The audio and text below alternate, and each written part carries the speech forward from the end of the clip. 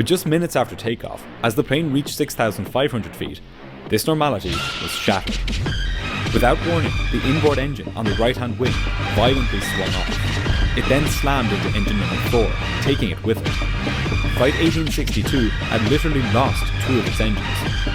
A calm evening had just turned into a nightmare. Immediately, warnings blared in the cockpit. The stunned pilots tried to make sense of what had just happened. They had trained for engine failures, even double engine failures. But this was nothing like any scenario they had ever trained for in the simulator. And worst of all, they didn't even know that their engines had fallen off. From the cockpit, it wasn't possible to see the engines, and there's no instrument which tells you that your engine has fallen off. The instruments naturally assume that the engines are attached. The pilots were flummoxed. Captain Fuchs took over from his colleague.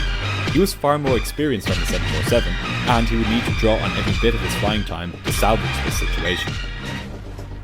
As the captain tried desperately to regain control of the 747, the first officer transmitted a distress call. Hello, 1862, mayday, we have an emergency. Hello, 1862, Roger, Quake Column 237, turn out heading 090. Hello, 237. Hello, 1862, do you wish to return to Football? Mayday. Turn right heading 260, field behind you in your to the west, distance 18 miles. Despite the noise of multiple warning bells and lights illuminating the cockpit, none of the crew were aware that the 2 engines had already separated from the aircraft.